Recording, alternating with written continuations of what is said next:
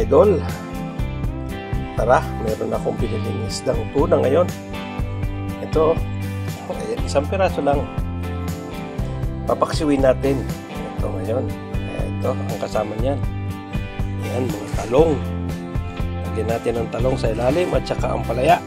Ayan. Okay, tara, maghiwa muna ako mga idol ng ating sangkap para maisalang na natin. Okay, tara, maghiwa tayo. Ayan na mga idol, maghiwa na natin yung ating talong. Lagyan natin ang bawang sa ilalim. Ayan, saka sibuyas, isang parasong sibuyas yan. Lagyan natin yan sa ilalim. Okay. Okay. Lagyan po natin ang luyang Tagalog. Hindi siya yung dyan na hindi ko na siya pinatatan at dinurog ko na lang. Ayan. Okay. Tapos isasalay na po natin yung ating isda.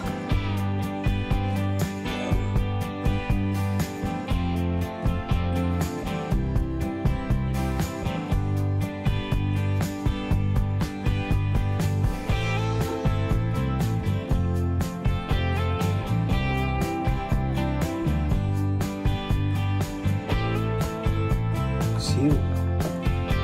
Ito na.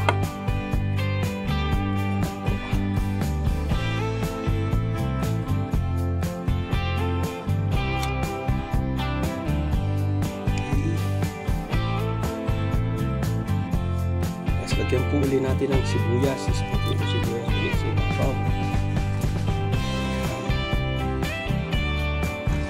Tapos bawang.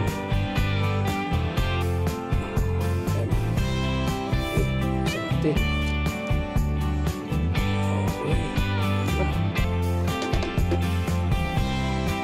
Ayan na po, nilagay na natin yung ating talong at saka yung ating ampalaya. Overload na naman yung ating gulay. Yan po ay kukupos pa naman. Kaya diba, kahit puno, pag yan ay kumulo na, kukupos pa yung talong. Okay. Tapos lalagyan po natin ito, sili na to, malalaki. Okay. Yan na mga idol, lagyan na natin ang asin. Ayan.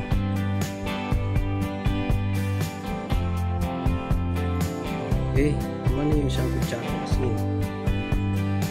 Okay. Tapos yung ating suka. Dato puti.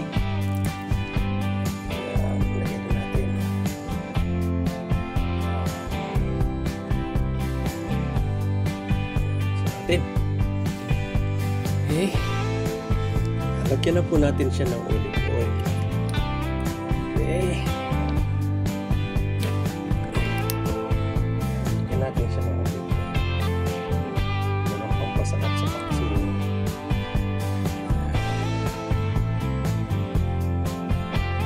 Yan, okay na po yan. Okay. Tapos lalagyan po natin ng pamintang durog.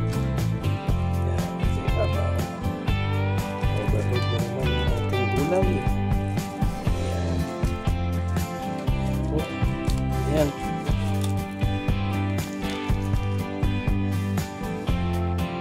Okay. Salang na po natin yan dun sa baba. Okay.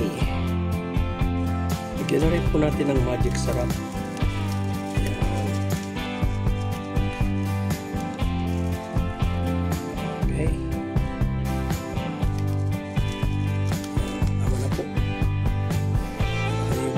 Kalahating magic sarap lang. Okay. Lagyan na po natin ng tubig. Kalahating tasang tubig. Okay. Ayan. Ayan. Okay. Tara, magsasalang na po tayo. Iban muna natin. Okay, tara, isalang na po natin sa ating sa kitchen. Okay. Ayan na mga idol. Naisala na natin. Ayan. Overload sa gulay yung ating paksiw. Ayan. Hintayin lang po natin maluto yan. After 20 minutes, luto na po yan. Okay. Ayan na mga idol.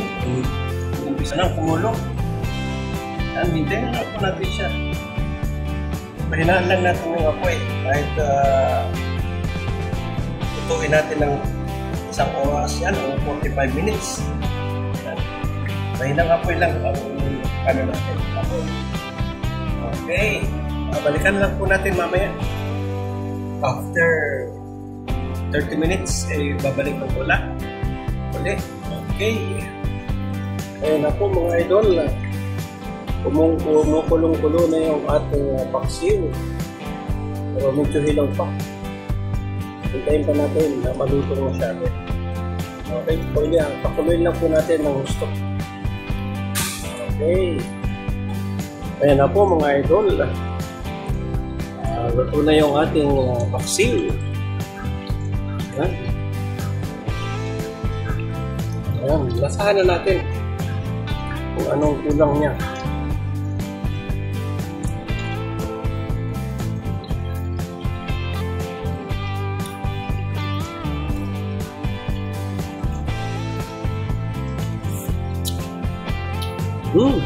Eksakto na po. Eksakto na po yung lasa ng ating paksiw. Ayan. Okay. Takpan na po natin. Okay. Ayan na po mga idol yung ating paksiw na tuna. Ayan. Ito na po. Eksakto na po ako ng isang malapong. Ayan.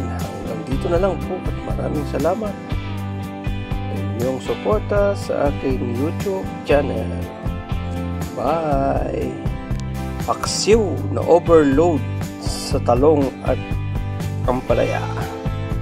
Okay, bye-bye! God bless!